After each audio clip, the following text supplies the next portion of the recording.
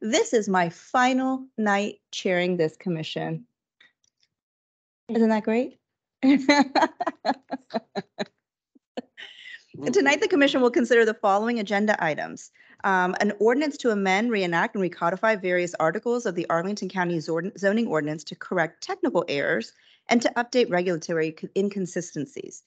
An ordinance to amend and reenact and recodify the Arlington County zoning ordinance related to various modifications to the ordinance and Barcroft renovations, part of the Columbia Pike Neighborhoods Form-Based Code Use Permit South 4 Mile Run Drive.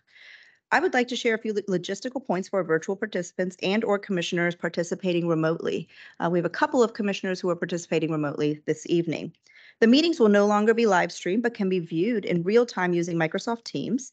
You do not need to register to watch the meeting using Microsoft Teams. You only need to register to give public testimony 1 week to 24 hours prior to the first meeting night. You may also view the meeting through YouTube, Comcast Xfinity channels 25 and 1085, Verizon Fios channels 39 and 40, 24 to 48 hours after the meeting has taken place. Please check the Planning Commission website for further information. Audio of tonight's meeting is also available via phone. If commissioners, presenters, or speakers lose internet connectivity during tonight's meeting, please reconnect with us by phone. For other presenters and speakers joining us through Microsoft Teams, please keep your phones and devices muted until you're called upon. Please turn off sound to any other devices around you to minimize interference, and please keep your cameras off until the clerk calls upon you to speak. When called upon to speak, please unmute yourselves by clicking on the microphone icon that is located on your meeting command bar. The moderator does not have the ability to unmute you. Once you have spoken, please turn your cameras and mics off. And if you're dialing in by phone, please press *6 to unmute. Public speakers will be called upon by the clerk at an assigned time. Pre-registration to speak at tonight's hearing was required. Therefore, we are not able to accommodate additional speakers. Speakers will have 2 minutes to comment as an individual and 3 minutes to comment as a representative of a county board appointed advisory board, group, or commission only. A timer will be displayed on the screen while speaking virtually. Speakers in person will follow the timer on the podium. If you're dialing in by phone and unable to see the screen, we will provide an audible 30-second warning. You will be muted when your time has concluded.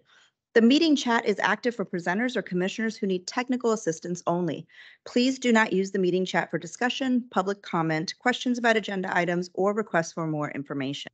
All public comment must be shared verbally for the record during the assigned public testimony period. Lastly, this is a public forum. Tonight's meeting will be recorded and posted to the county website via a link to YouTube as previously stated. And all information associated with tonight's meeting, whether written or spoken, is subject to the Virginia Freedom of Information Act requirements. Madam Clerk, before we call the first item, may I just take a moment to wish Miss Joanne Harrison a very, very happy birthday. Congratulations.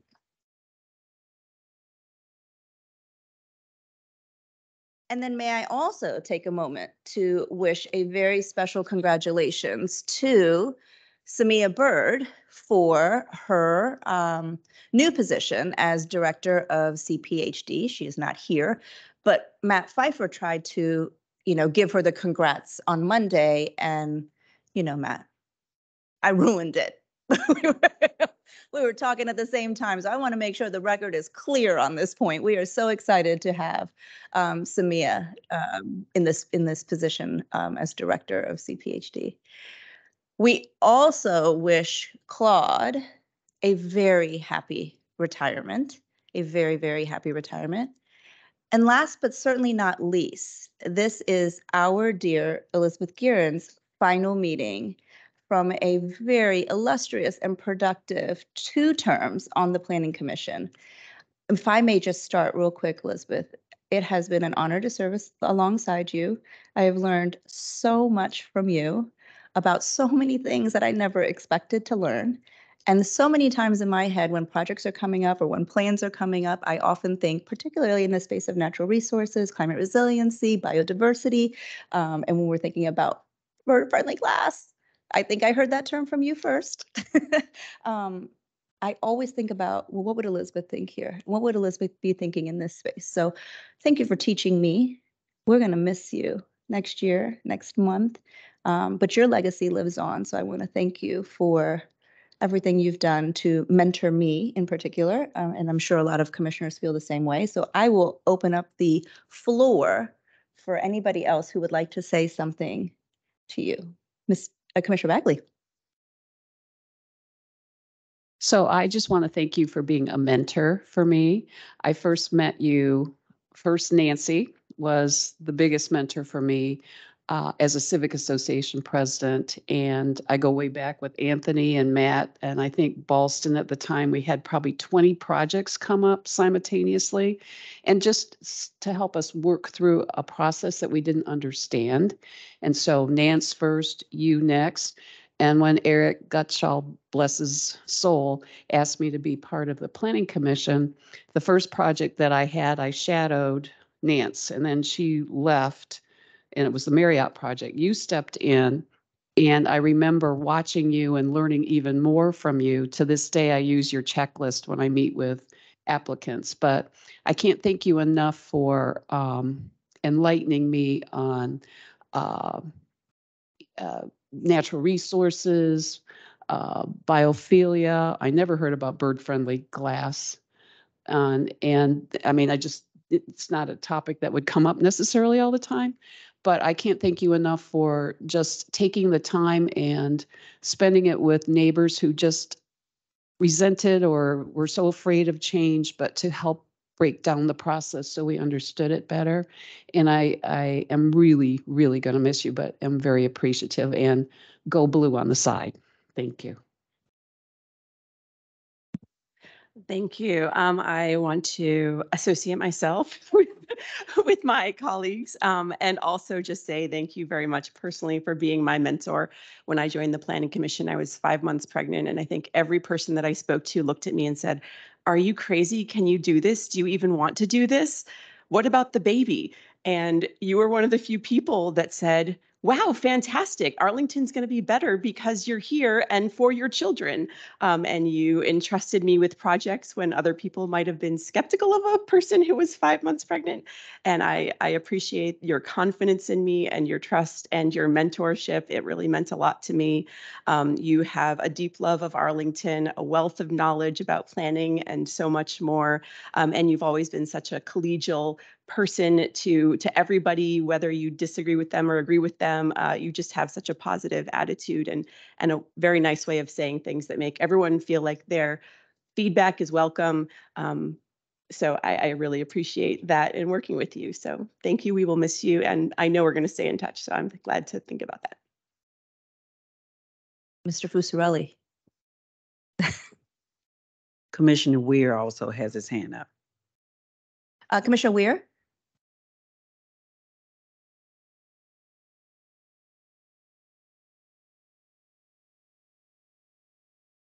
Commissioner Weir, can you hear us? Because we can't hear you. Yes, so Commissioner Sarley, please. Thank you, Commissioner Guerin, for all the work you've done and all the time and effort you've put into helping Arlington be a better place that it is. I won't speak too much other than say you're not off the hook. I'll be calling and texting quite often.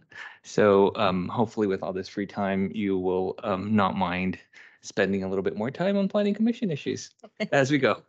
But thank you so much.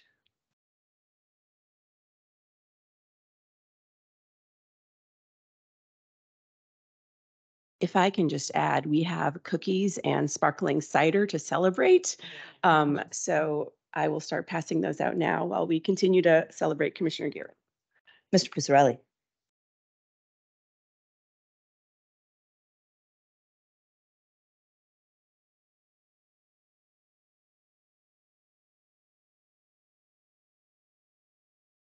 Commissioner Weir is going to rejoin in a few seconds. All right. Thank you, Chair Patel, and good evening. Anthony Fusarelli with the Planning Division.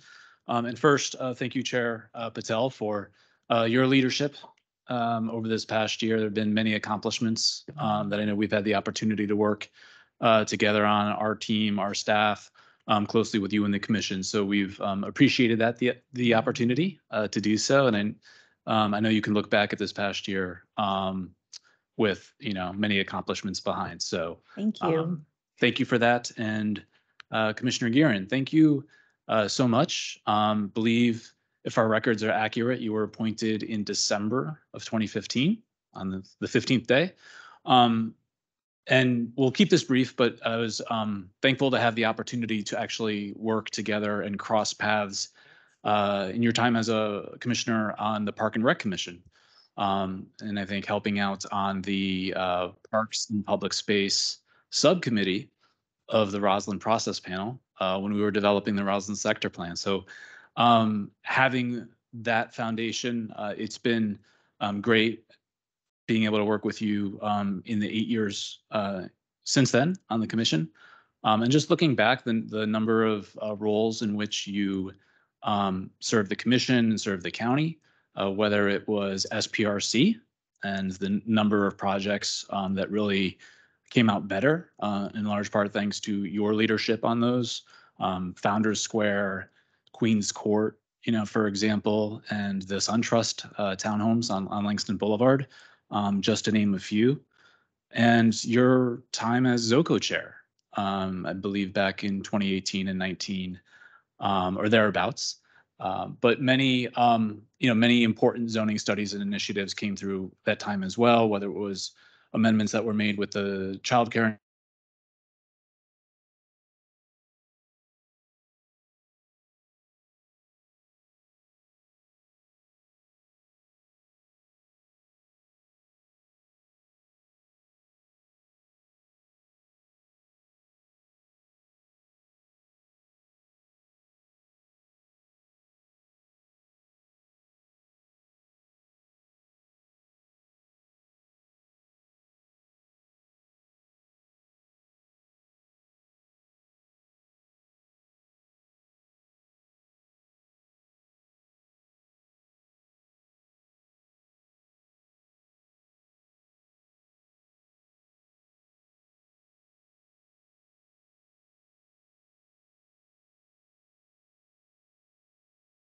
challenge to be able to creatively work together and pivot and transition almost instantly to a virtual, 100% virtual format to allow the commission to keep doing the necessary business that it needs to do so that we can do our work that we need to do. And so it's difficult or interesting to think what it would have been without your leadership during that time frame. And so we thank you for that.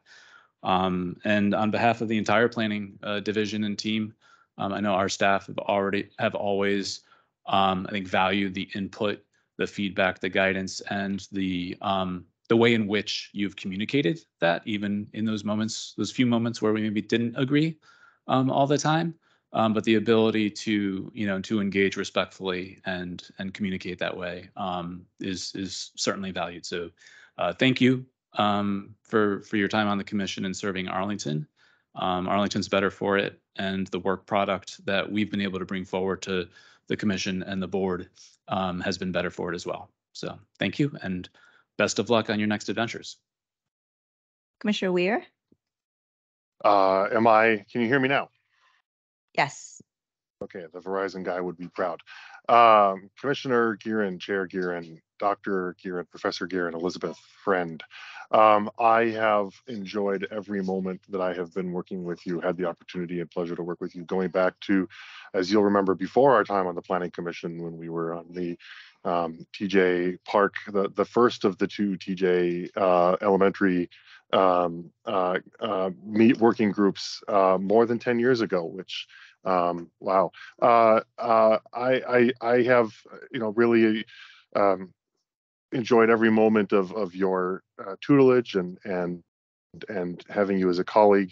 Mr. Fusarelli mentioned a moment ago your time as chair of the zoning committee, and I particularly appreciated the model that I really think you set in action for a great way of bringing up future leaders in committees, and I really valued co-chairing that with you and co-chairing the Met Park project with you. It's just been one great opportunity after another, and I only regret that I'm not here to say this to you in person, and that I don't have some brilliant landing, because that's the kind of thing that you so often would.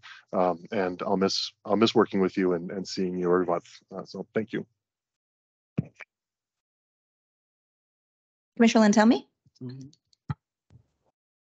I certainly want to agree with everything everything that has been said about you, Commissioner Gearin. I served as vice chair under you, and I am so glad I was able to serve under you that you went first, because it definitely gave me much more comfort and confidence to step into the role after seeing how well you dealt with it and handled it and led it. All around, I've been thrilled to have you as a colleague. I'd always, there are many things I turned and listened to what you were going to say before I would make up my mind on something. As I mentioned to you the other night, I'm very, very grateful for your leadership on biophilia and how you have now made that part of our everyday discourse in the commission, that your work has been completed on that, because you have now made that an integral issue for all of us within the commission. So I won't belabor any further, other than I'm sorry you're going, but onward and upward to whatever you're doing next. I'm sure you'll do a fantastic job. Thank you for being a colleague.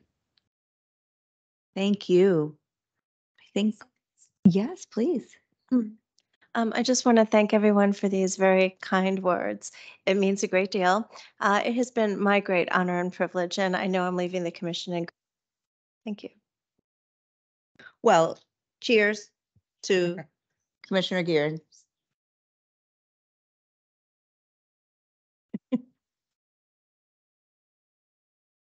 Stating once again for the record, this is sparkling cider with no alcohol in it.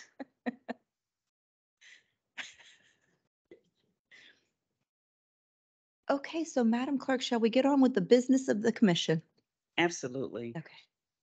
We'll begin this evening with item number 5, ZOA-2023-14, an ordinance to amend, reenact, and recodify various articles of the Arlington County zoning ordinance to correct technical errors and to update regulatory inconsistencies. We have Cliff Hogan, our zoning staff, to present this item this evening. We could give him a few moments to put his presentation. Okay. Thank you, Cliff. Yeah, so this is a zoning text amendment to correct several technical errors in the zoning ordinance, things like miscitations, spelling errors, conflicting provisions, and so forth. As technical errors, they don't constitute any policy changes to our zoning and land use and planning policies. And they're mainly meant to improve the administration and interpretation of the zoning ordinance for staff and zoning in particular, but also for people who are trying to do developments in the county.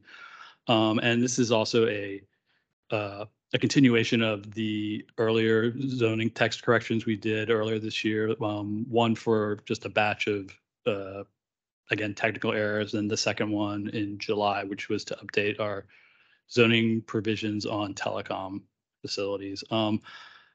I can go through and discuss any of these particular corrections we're doing, but I did want to briefly go over the two clarifications because they have an alarming amount of red lines and markups. So just so you can kind of understand like what we were doing and that there are in fact no policy changes associated with it. So the first one is the new section 1433B3 for offsite parking for religious institutions. This is essentially this provision which allows religious institutions to locate their required parking offsite was originally in the parking schedule table, and it really should be, the things in the parking schedule table should really be like, what is your required parking? Like how many spaces, what's the metric we use to measure that and so forth. So this is really just taking that like stream of consciousness text out of that table and putting it into the subsection of the parking ordinance that discusses other like offsite parking options that are available, and then also putting it into like a more coherent organization for for well, just to make it easier to understand for everyone. The other one is the changes to the family caregiver suite use standards and the family caregiver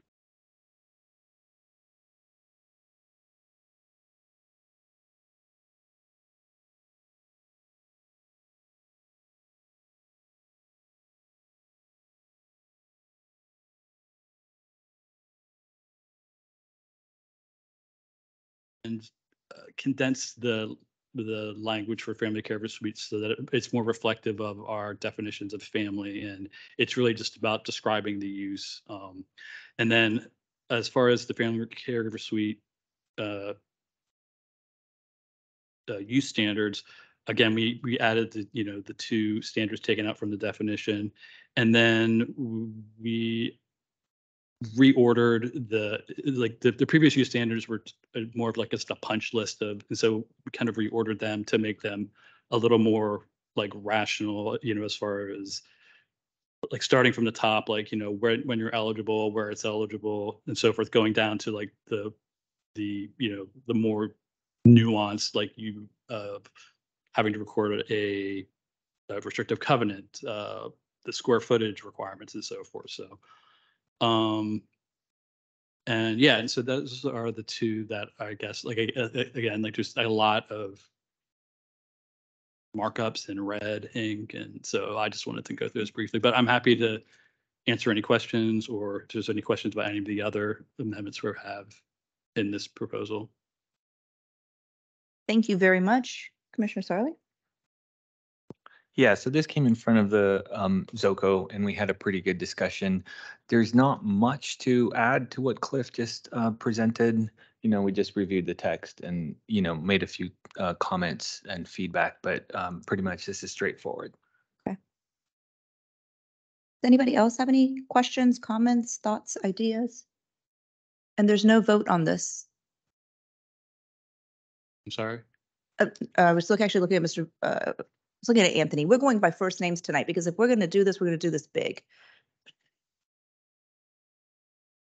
So Mr. Hogan can correct me if I misspeak, but this is an item going to the board for action in December. So we would be looking for a planning commission recommendation.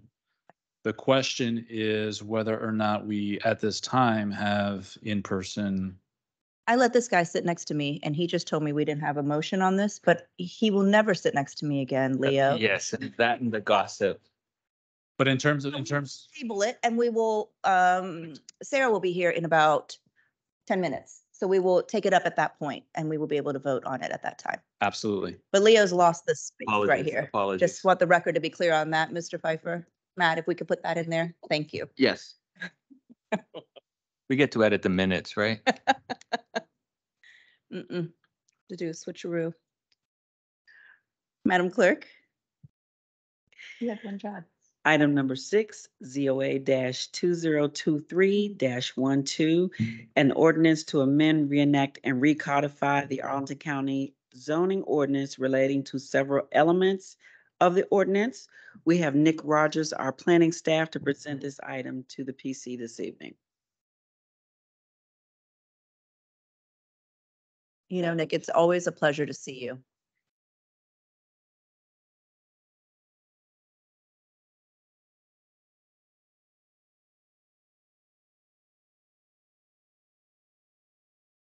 Madam Chair, coming over live. Good. We're live. Thank you so much. Uh-huh. Madam Clerk, Madam Chair, thanks so much. Nick Rogers with the Department of Community Planning, Housing, and Development. I am joined on virtually by Ms. Irina Lasic, as well as Mr. Walter Gonzalez from the Department of Parks and Recreation. So during our discussion, if you have questions that end up being more Parks and Rec centric, they are here to field those questions for you. So I'll go through a brief set of slides. This is a body of work that we've been working on for over a year, but with this phase just in the past few months.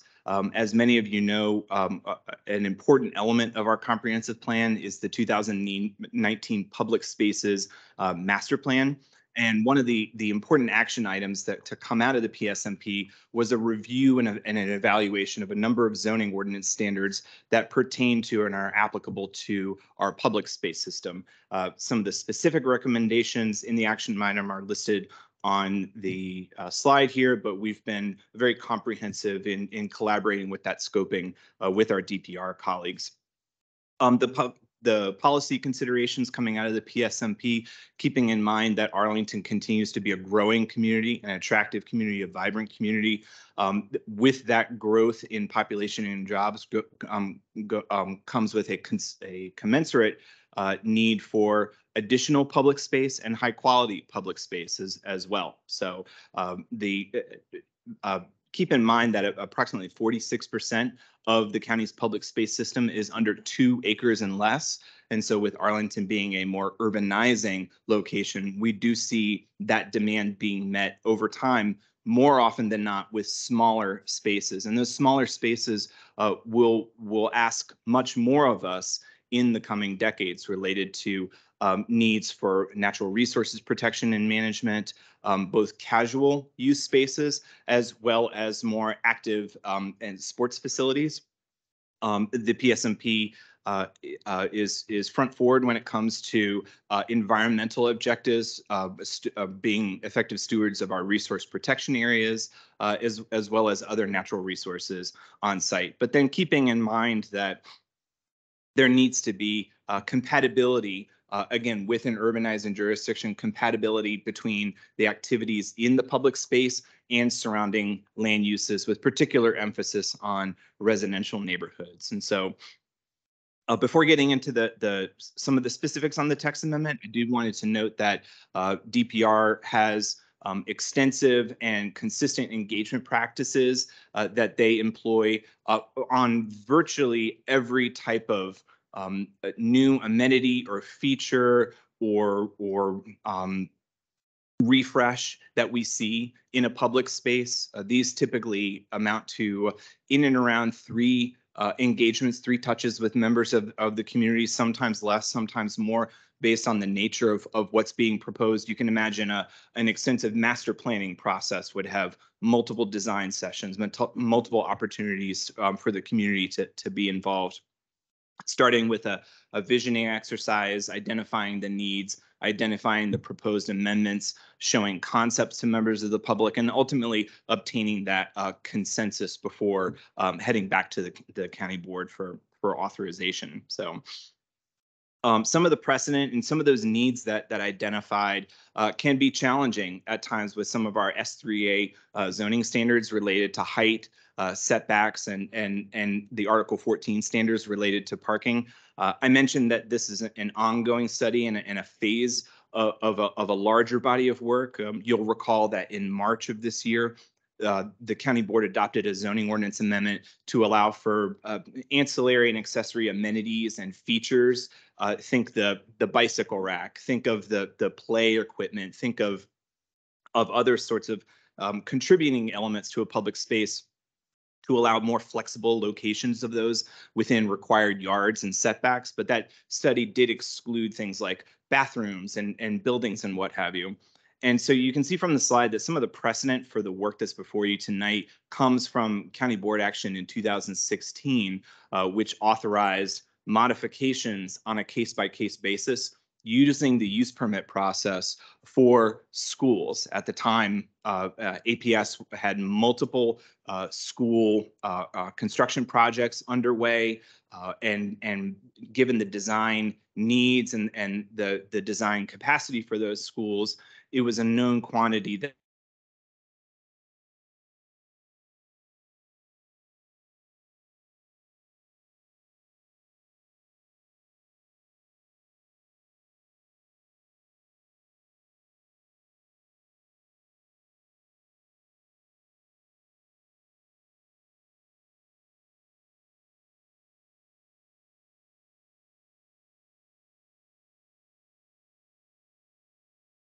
modification authority for maximum height, minimum setback requirements, as well as minimum parking requirements for uses and features in our public space system. We did identify a couple areas in our sign ordinance that we, rather than going through a use permit modification process, we feel are nominal in nature, and that we can just go ahead and recommend approval for changes that would allow for some more flexible location on flagpoles in public spaces, as well as the freestanding sign that identifies the park so that it could be more closely located to a sidewalk or to a property boundary.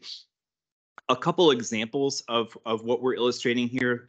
Some of you may know that we're in the later, we as a county are in the later design phases of a refresh of Upper Bluemont Park. You can see from the slide that there are additional tennis courts that are being proposed. Keep in mind that the current edge that you're seeing on the slide would be moving closer, those facilities would be moving closer to North Manchester Street and away from the resource protection area there. Now, in that movement to meet environmental goals and objectives, we end up moving some of the fencing and some of the light pole standards for the tennis courts into the required setback, currently a violation of the zoning ordinance.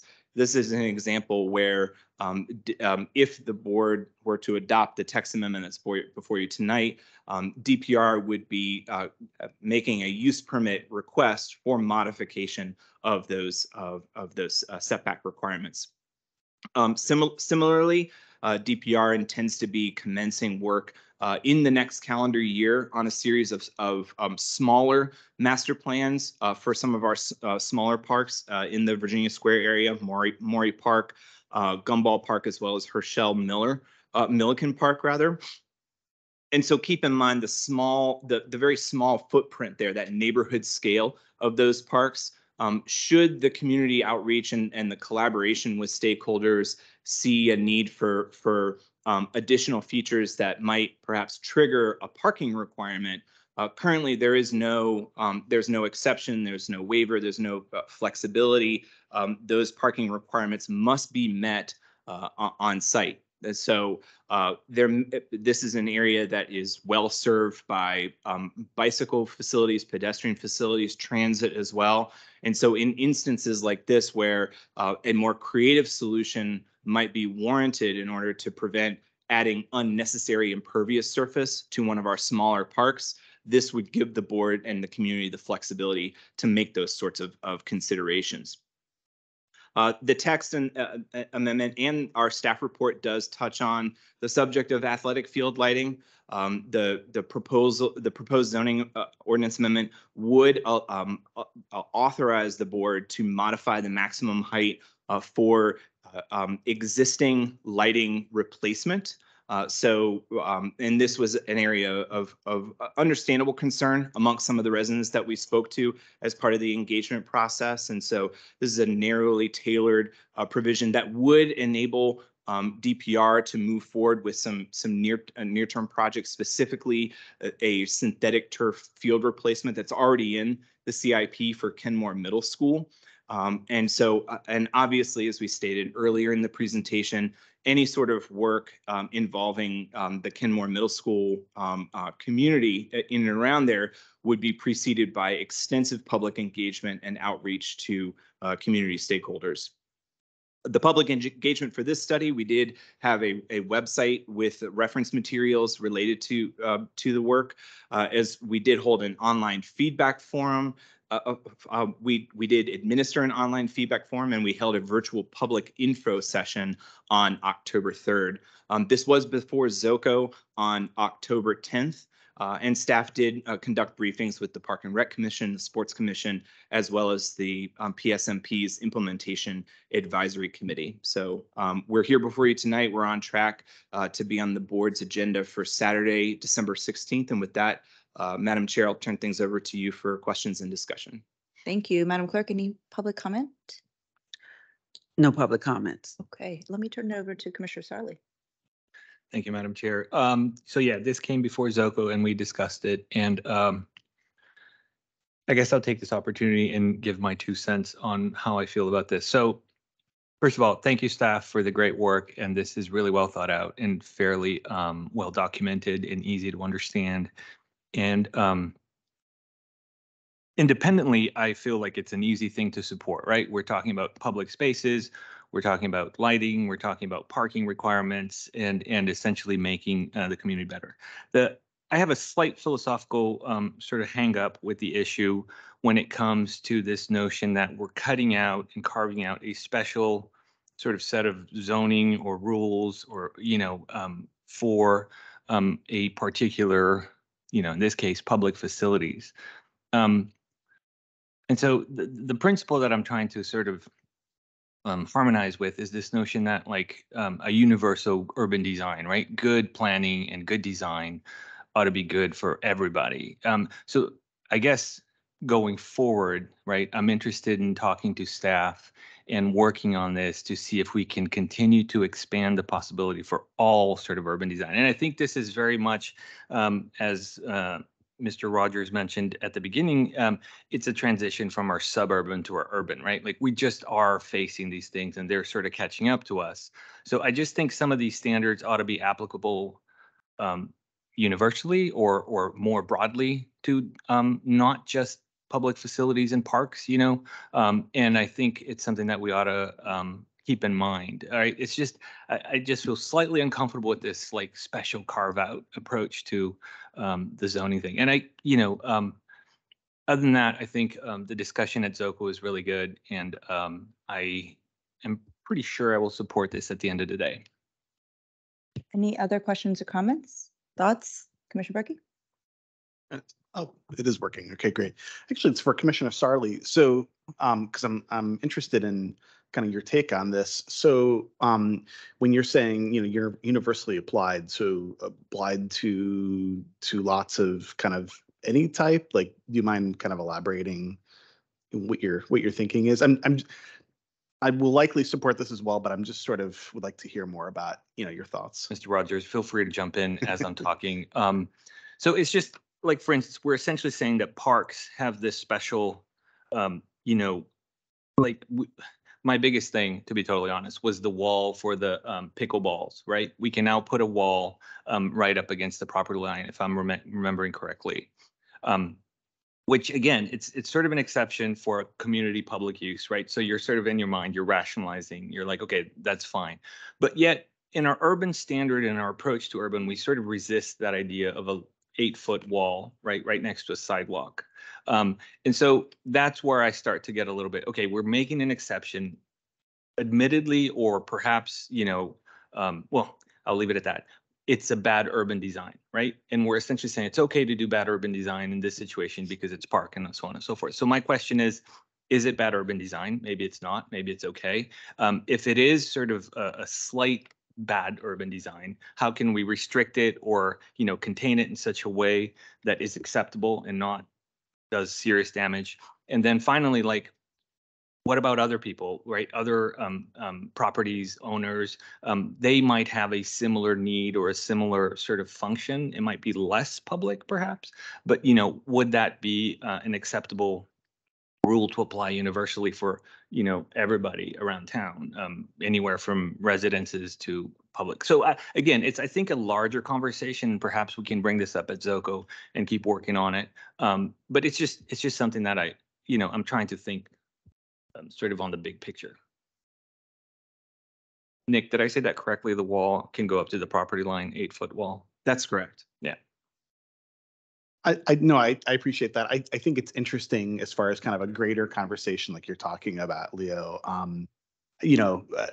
think to me, the way that I look at this is the fact that we're pursuing this, the staff is recommending this is sort of it's a lagging indicator, whatever. We're already sort of heading in this direction as far as these public spaces. So it makes a lot of sense, but I would appreciate kind of a larger conversation about maybe larger urban design and maybe some of these, issues with kind of lots of all different types. So thanks.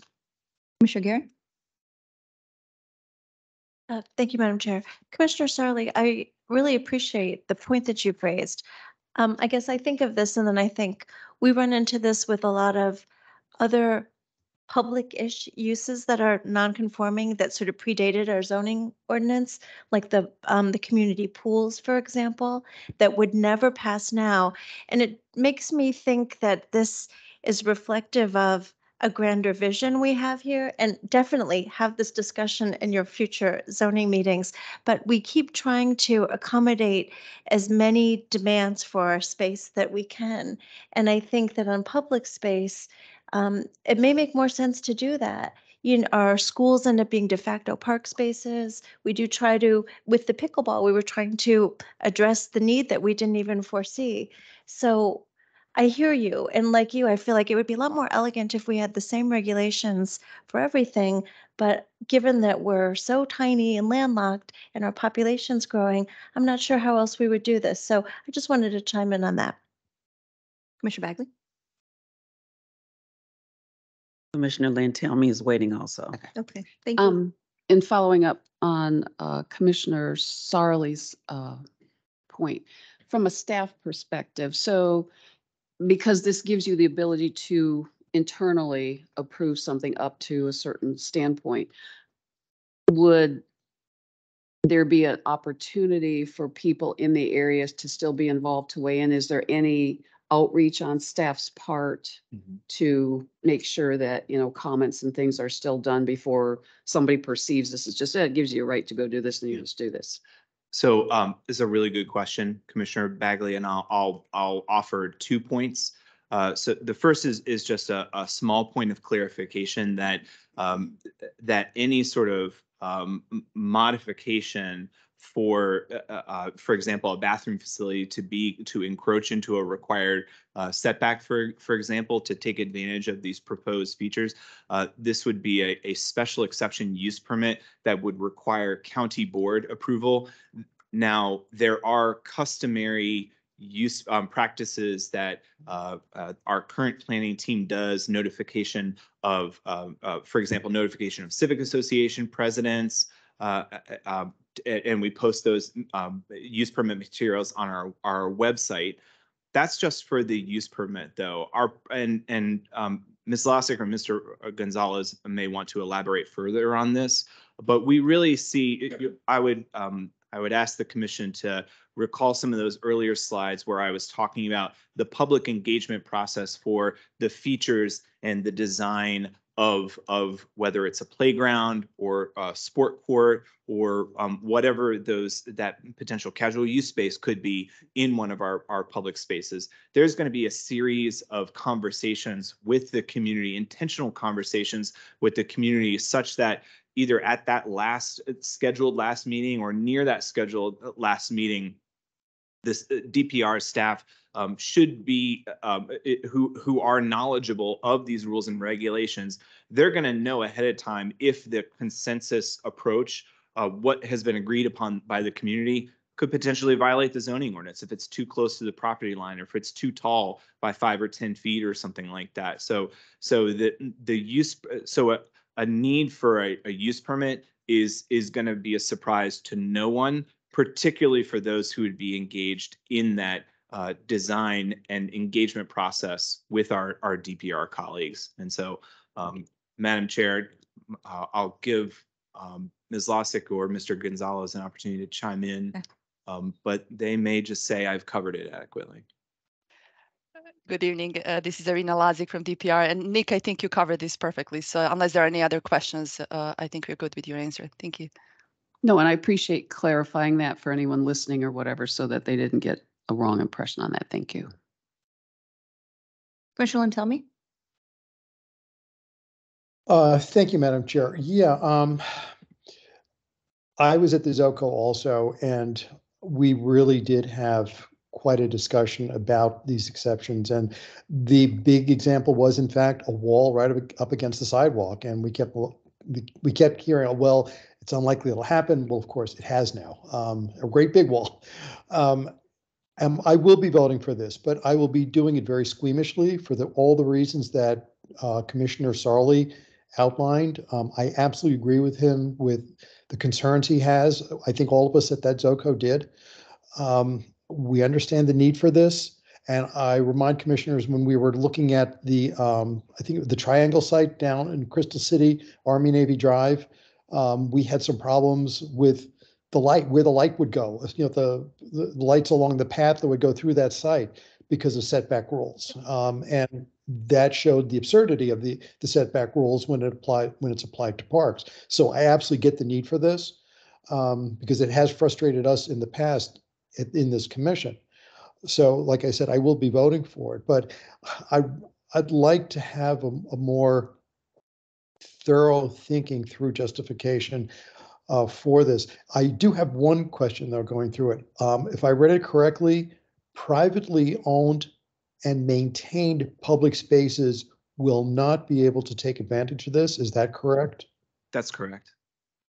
Okay, because that's something we're going to have to think about too, because we have some of those privately owned public spaces that are fairly large and pretty significant for their neighborhoods. And I could see some of the very issues that we have here coming up in those. So far, it hasn't really been a problem, but it is something I think we're going to have to think through. So I don't see this as the end of this issue. I think this is more of an interim patch. And as I said, I will vote for it, but it will be squeamish, being done in a squeamish manner. Thank you. Thank you. Madam Chair. Yes, sir. Commissioner Lantelme does bring up a good point that the scoping for this study is the reason why we have our DPR colleagues on the line to assist tonight, is that the intent is that these sort of modification provisions will be to the benefit of Arlington County's public space system. As you know, by extension of that public space system, we do have POPs, privately owned public spaces. My understanding is that near 100%, if not 100% of those POPs are coming through our special exception site plan process. And those of you who have been involved with site plan, you know that the board has vast authority, much more expansive beyond what's being proposed here or in the other more minor boutique opportunities for use permit modification in the zoning ordinance, where the board can waive and modify and alter a host of different placement and design standards. So we on staff would contend that for those POPs, while this is not applicable or intended and POPs are considered outside of the scope of this study, the flexibility and the attention to detail that can come for a lot of the urban design aspects that Commissioner Sarli has highlighted can be brought into the conversation as not part of the SPRC process, but also any subsequent park master planning process where DPR is involved with the community and the development applicant, subject to the framework that's set up in our site plan conditions. Thank you. I think we are ready to move on to a vote. Commissioner Sarli, motion? Would you like me to Let's do close this one. out? Let's do this one and then we'll go back to that one. All right. Let's see. I move that the Planning Commission recommend that the County Board amend, reenact, and recodify Articles 3, 4, 12, 13, and 14 of the Arlington County zoning ordinance as set forth in the attachment 2 of the staff report to facilitate the following. A, allow modifications of maximum height and minimum setback standards by the county board through use permit approval for structures in publicly owned and or publicly operated parks and open spaces. B, allow modifications of maximum height standards for fences and walls by the county board through use permit approval for fences and walls in publicly owned and or publicly operated parks and open spaces. C, allow modifications of minimum parking requirements by the county board through use permit approvals for uses in publicly owned and or publicly operated parks and open spaces. D, establish findings for the county board to account for when approving modifications through use permit of the aforementioned standards. And E, allow modifications of maximum height standards for athletic field lighting by the county board through use permit approvals at schools and in publicly owned parks and open spaces, so long as the lighting was an existing improvement as of the effective date of this zoning ordinance amendment. F, revise sign standards to permit greater flexibility in placement of flagpoles and freestanding signs within publicly owned and or publicly operated parks and open spaces. And G, make additional editorial changes for improved clarity and for other reasons required by public necessity, convenience, general welfare, and good zoning practice. Tenley, you want to second that? Second. Thank you. Motion by Leo, seconded by Tenley. Any more discussion? All right, Nia, Aye. Elizabeth, Aye. Sarah, Aye. Leo, Aye. Tenley, Aye. Eric, I, Peter, Aye. Daniel, Aye. Jim, Aye. Banshee, aye. And the motion carries 10-0. Thank you very much. It was great seeing you. Okay, let's go back. If we can go back to your item, Leo, can you do the motion? I recommend that the planning commission recommend that, I move that I always forget this. I move that the planning commission recommend that the county board adopt the attached ordinance to amend, reenact, and recodify articles 4, 5, 7, 9, 10, 11, 12, 14, and 18 of the Arlington County zoning ordinance to correct technical errors and inconsistencies throughout the zoning ordinance. Tenley, Second. thank you. Motion by Leo Sarli, seconded by Tenley Peterson. Nia, Aye. Elizabeth, Aye. Sarah, Aye. Leo, Aye. Tenley, Aye. Eric, I, Peter, Aye. Daniel, Aye. Jim, Aye. Devanshi, aye. That motion carries 10-0. Thank you very much. Madam Clerk, may we call the third item? Item number 3, our last item is FBC N23-00004. This is for the Columbia Pike Neighborhoods Form-Based Code Use Permit located at various addresses at South 4 Mile Run Drive. We have Olivia Sontag to present this item, and this is regarding the Barcroft Apartments. Hello, how are Hello. you? Good, how are you? Good to see you. Good to see you too. So this is a neighborhoods form-based code use permit for some additional renovations in section 4 at the Barcroft complex. And this is the second phase of renovations that are being proposed on this site. The first phase was reviewed and approved by the county board in July. So the proposal for this renovation project is preservation and renovations to buildings 32, 34. They're located in section 4 on kind of the tail end of Barcroft. And it also includes a request for modifications for setback and parking requirements associated with the underlying zoning district for the existing buildings to remain. Just to start out with some background, the existing zoning on the site is RA 1426. And then the GLUP designation is low medium residential with note 24 that it's within the Columbia Pike Neighborhoods Special Revitalization District.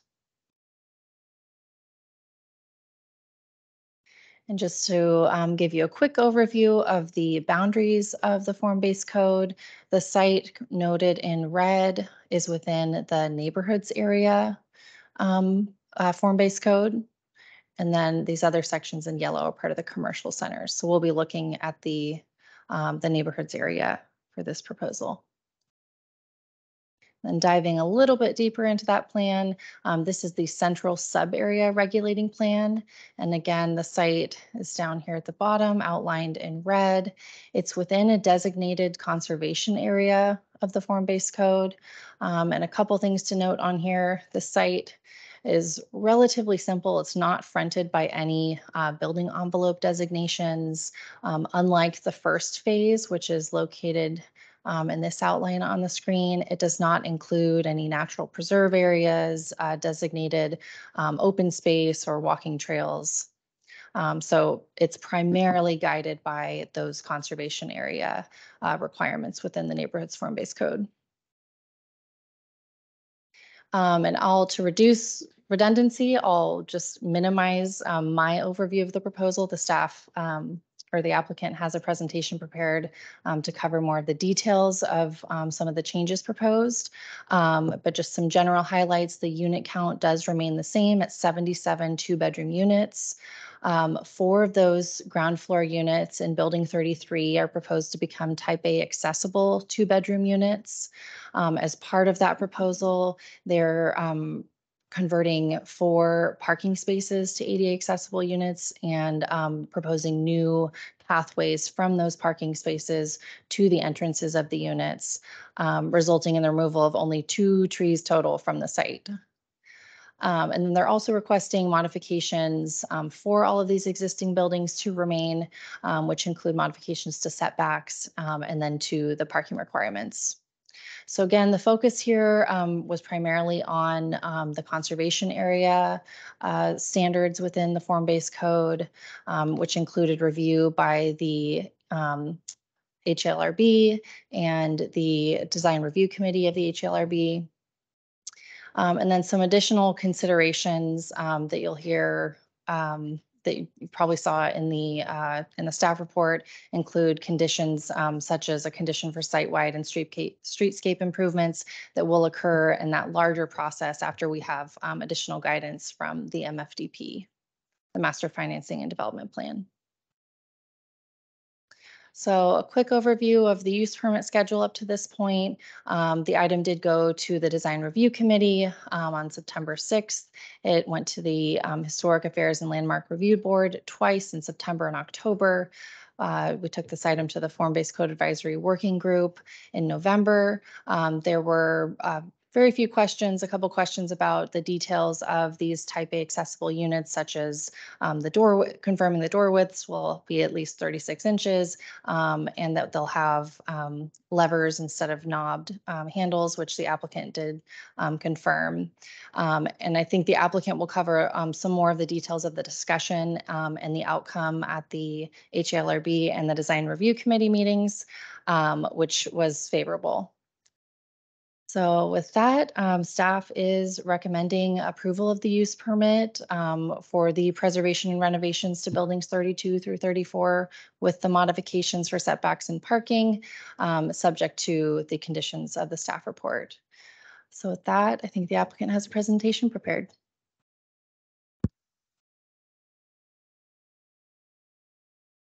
Bring up my screen. Thank you, Ms. Sontag, Madam Clerk, Madam Chair. My name is Lauren Riley. I'm with Walsh Colucci. We represent the applicant for this case, Gyre Lynch Real Estate Partners. I'm joined tonight by Mr. Greg Ward with Gyre Lynch Real Estate Partners, and then a number of our design team members are joining us online as well for any questions that you all might have. I'll first thank Commissioner Guerin for all the sweet treats and the cider tonight, but more seriously, I'll jump on the bandwagon of everyone else. Yeah, I think my colleagues and I have appreciated your leadership on the Planning Commission over the years and the contribution that you've made to our project. So you'll be missed.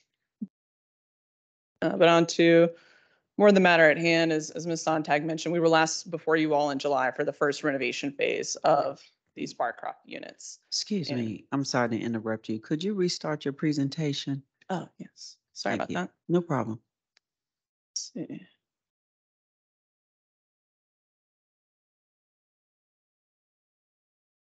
Can we see it now? There we go. Okay, thank you. Thanks.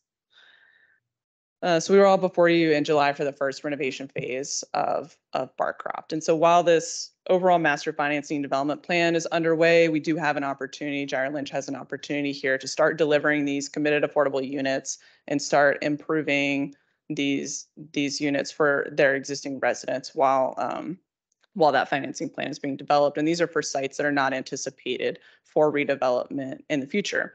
And they're not just the use permit tonight's, it's more limited to exterior and site renovations, but when these are implemented, they will include significant interior renovations, things like in-unit washer dryers and new fixtures, things that'll improve the conditions for the existing residents of these buildings. So we are excited to continue moving forward and bring another project to you all to improve this site. As Ms. Sontag mentioned, because it's located in the form-based code, a use permit is required.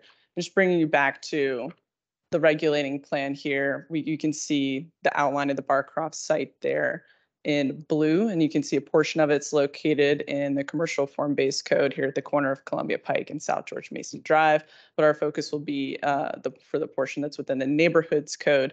You can see that much of it is located in this like lime green color, which is designated as a conservation area. And these are areas that were designated as such, not only for historic preservation of these buildings, but also to preserve their affordability. They've become market rate affordable units over time and will now be committed affordable units for 99 years moving forward.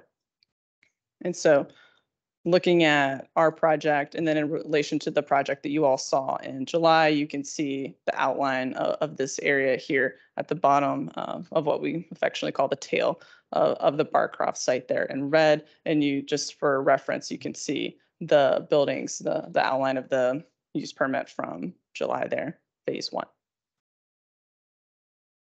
And for those buildings that are located within the conservation area, the form-based code does permit renovations. It permits additions, it permits landscape improvements for existing buildings, provided that they comply with the requirements of Part 7 of the conservation area, which is based on the U.S. Secretary of Interior standards for preservation. And here's an aerial of the site. Just zooming in, you can see the outline of these 3 buildings that are included within the use permit. They're buildings 32, 33, and 34 there. They have today 77 units, all of which are 2-bedroom units, and none of which are currently accessible. And here's an image that kind of outlines the history of Barcroft and where we are in the context of historic Barcroft. You can see the entire site there outlined. The portion that's outlined in blue is what's called phase 1.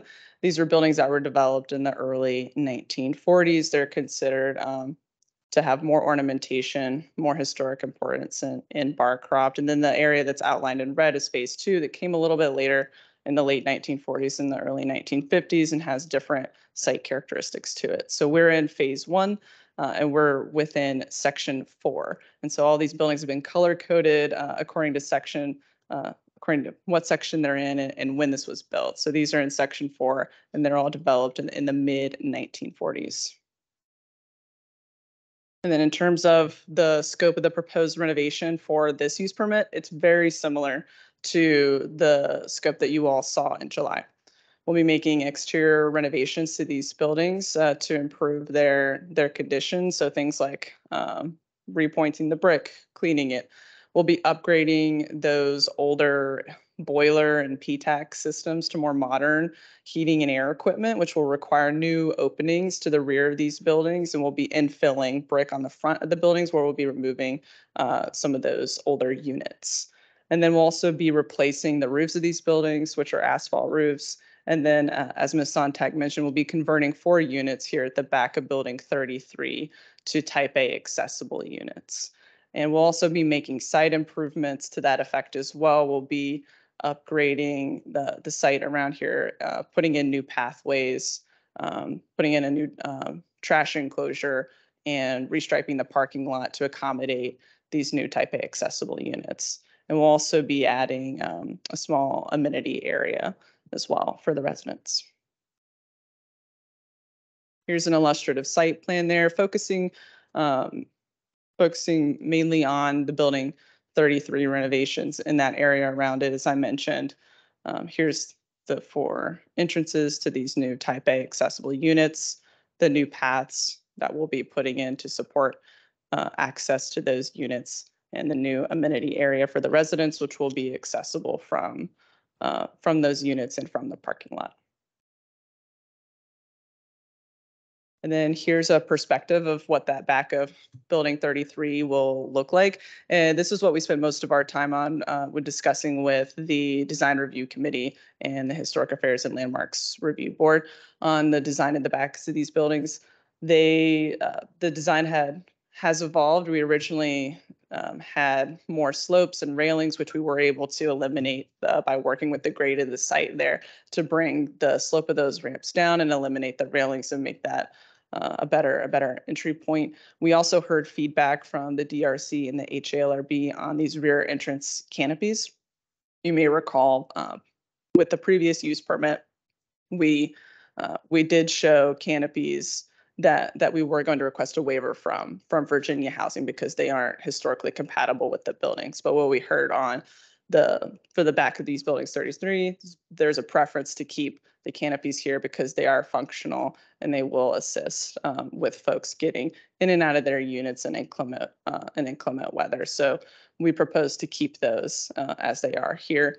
And then we'll also be making these doors here. These will be new rear wall openings to the back of the buildings to allow folks to get from the parking lot into these accessible units. And we worked with the DRC and the HLRB on the design of that, which, as Ms. Sontek said, was favorable.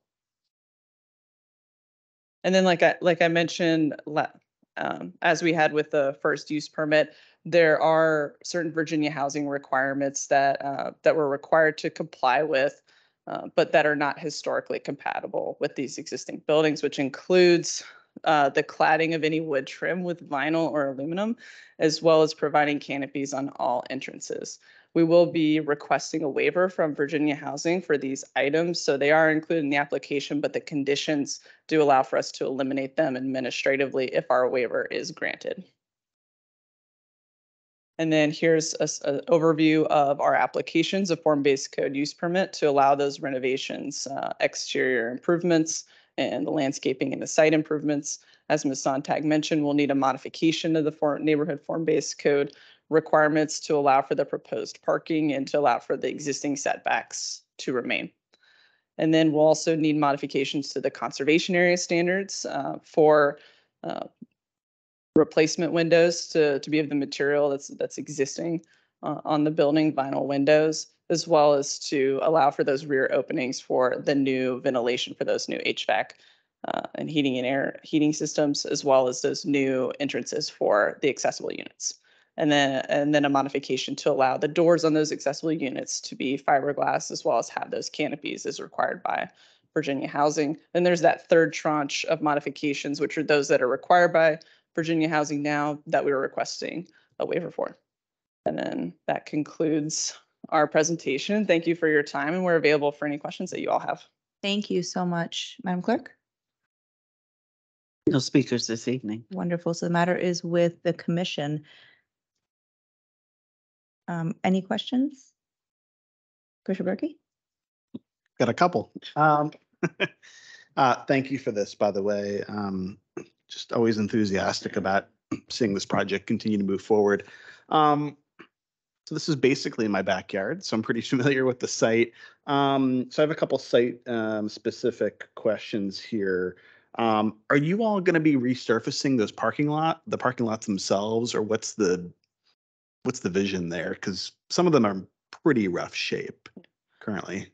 Thank you, Commissioner Berkey. We have Mr. Jeff Krebs online from VICA, and while he's hopping online, I believe for this project, we were planning on restriping the parking lot to allow for those new ADA spaces to get to their accessible units. But Mr. Krebs, could you opine on whether or not this will be resurfaced? Good evening, Madam Chair, members of the Commission. Jeff Krebs with VICA. To this point, we have not discussed resurfacing. That is not beyond the possibility, but we have not discussed it at this point. So far, it has been a restriping exercise and a slight reconfiguration in the rear of the property to accommodate the new dumpster pad location, the accessible dumpster pad location, and to create the accessible parking spaces. So again, it's really an ownership decision based on maintenance, but at this point, it's not part of the use permit plan set. Yeah, sure. I would strongly encourage you to consider that going forward. It's in really rough shape, and given that this meeting is not about the entire plan, but my understanding is this is going to be a large part of the work that's done on these buildings, maybe interior work, as you're saying. And in my opinion, this project should be a jewel of the community, and it will be. And so we need to make sure that the elements that are not getting full-scale redevelopment are up to a certain standard, compared to those that are going to be getting infill development. And that site currently does not reach that standard, in my opinion. And we definitely need to work on some of the appearance, like where the dumpsters are located. Some of that certainly could use some work too. These are very fixable things, right? But they do matter, I think, as far as quality of life for residents on a daily basis. I have a few more questions, if that's all right. So that's the parking lots. And then I think I'm going to get a similar answer. So part of the 4 Mile Run stream sort of runs adjacent to this project area. Again, you probably don't have an answer to this for this, but I'm curious if you all have thought about anything about that. Right now, there's just some, I think, guardrails up where the stream is. It's just kind of an afterthought. It would be nice to see something done with that kind of in the future. Right. Sorry, go ahead, Lauren. Yeah, I think you're referring to the Doctor's Run. Doctor's Run, I'm the sorry. Doctor's Run Doctor's Run, culvert right. there that runs in between this Yes. this property and the next property. We've taken a brief look at that, especially in terms of maintenance. We've determined that there's no county easements in that area, that it is owned, maintenance is responsible for the owner there. So we'll take a look at future maintenance of that area. Nothing has been proposed with this use permit other than continued maintenance of those retaining walls. But I understand that the condition that you're speaking about, we could take a look at that. I appreciate that. Just one or two more. I would encourage you, as far as the community, like keeping folks looped in. Appreciate you got the Civic Association on there. You got the Pike Partnership, other folks, technically part of it, but maybe include West Village, Shirlington, I think the next door neighbors, right? Okay. Especially thinking about parking. As you know, right, 4 Mile Run interior is really tight with parking as it is, right? I'm sure you're going to get a lot of questions and concerns about it's not really, I think, fleshed out yet, but interim parking, like where folks are going to park during construction, that sort of thing. It's just very difficult to find parking right now. And then even as you go up 16th, which is adjacent to the site, it's a very steep hill. So effectively cuts off this project from the rest of the single family neighborhood. So just things I'm sure you're already mindful of, but I'm raising them again. Thanks.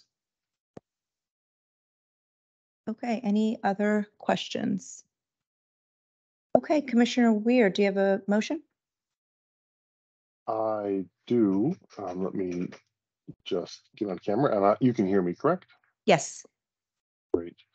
So I move that the Planning Commission recommend that the county board approve the subject use permit in accordance with the Columbia Pike Neighborhoods Form-Based Code, Article 11.2 of the Zoning Ordinance Appendix B, for preservation and renovations to the Barcroft Apartments, buildings number 32 through 34, located within Section 4 of the overall apartment complex, with modifications pursuant to the Columbia Pike Neighborhoods Form-Based Code for setback and parking requirements associated with the underlying zoning district, for the existing buildings to remain subject to the conditions of the staff report.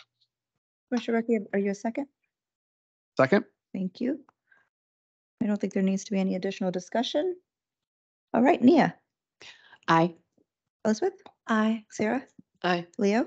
Aye. Tenley? Aye. Eric? Aye. Peter? Aye. Daniel? Aye. Jim? Aye. Devanshi? Aye. The motion carries 10-0. Thank you very much. Thank you. Have a good night. Thank you. Madam Clerk, are there any other items left on the agenda? No, ma'am. Okay, so now it is the remainder of PC business.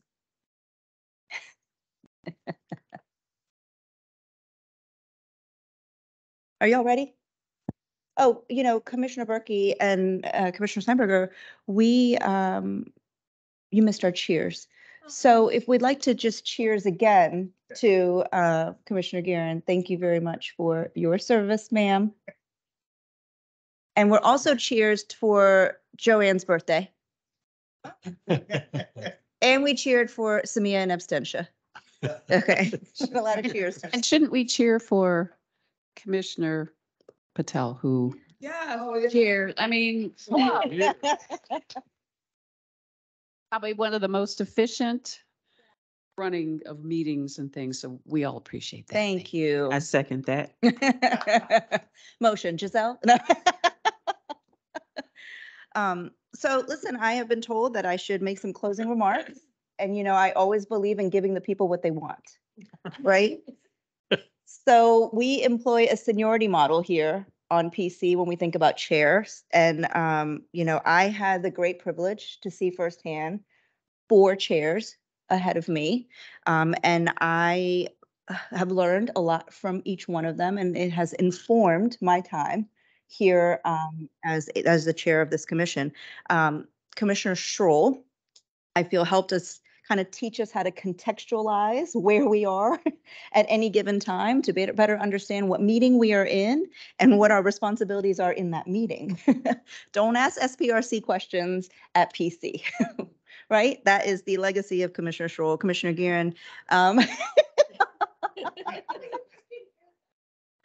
It's true, right? Commissioner Guerin, I credit you with making a really valuable and equitable shift here on this commission as the chair, for really helping us to affirmatively lean into relying upon each other, understanding that each one of us carries expertise and the ability to participate in meaningful ways, and so to be reliant upon each other as a team. Commissioner Lentelmi, you helped us flex our voice and affirm our values, right? With you, we were able to center reckoning on racial and social justice, and you were able to help us inform our views to the community in terms of our desire to be thinking about inclusivity and equity. And then Commissioner Weir, I've had the great privilege of serving alongside you as your vice chair. You gave us a North Star, and you guided us with a strong ethical compass and a deep commitment to community planning. And so, you guys, this year was a great year of transition. We said goodbye to 3 and are saying goodbye to our 3rd commissioners and contributors for the work of this commission and to public discourse generally. So we said goodbye to Commissioner Schroll, Commissioner Hughes. He was our in-house, affordable housing guru and financial, expert. And then, of course, Commissioner Guerin, and we will continue to give you your flowers. We also, this year, as a planning commission, said goodbye to 2 county board members, right? Katie Crystal and Christian Dorsey, who we will say goodbye to at the end of this year. But we welcomed 4 incredible new commissioners who have already hit the ground running, and their presence have been felt tremendously on this commission. Commissioner Berkey, Commissioner Robertson, Commissioner Guevara, and Commissioner Sarli. And so if you'll, I'm sorry, Schreiner, because you messed me up earlier, so you just keep giving. If you guys will indulge me for just a second, I wanted to have a quick moment of walking down memory lane because we accomplished so much this year as a team. And we did it all in 2 meetings or less, right?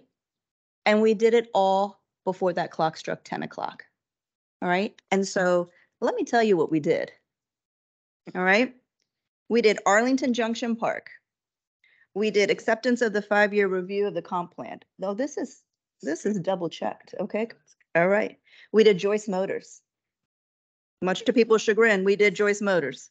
We did the Chesapeake Bay Preservation Plan update. We did EHOs. We did ZOCO. We talked about indoor recreation, the Americana Hotel. We did the Arlington Career Center.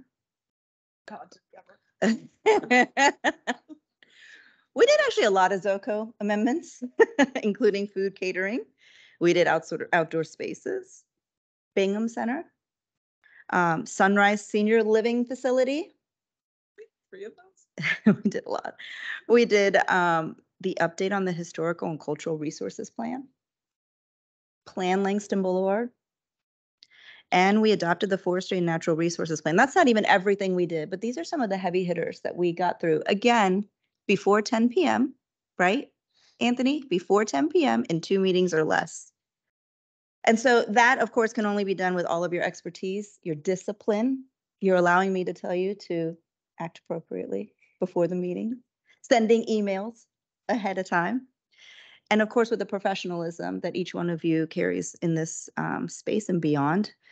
We did it because we were prepared and because at the start of the year, we implemented new processes around notice and timing. We were relying upon one another. We were agile and without predetermined outcomes. And we stayed firm to our mandate and our vision of an Arlington that welcomes and is open to all. And with the assistance of our county partners, we made it look fun. So thank you guys. I hope that this guides our future PC hearings. And as part of our overall equity, inclusion, belonging, I know that we are going to be in great hands with our future chair and vice chair. I thank you for the opportunity to serve as your chair for this past year. And with that, it is my pleasure to move or nominate Sarah Steinberger to serve as the next chair of the Planning Commission. And let me tell you a little about Sarah. Sarah and I were appointed on the same day to serve as the Planning Commission back in 2019. As my son likes to call it, the older days.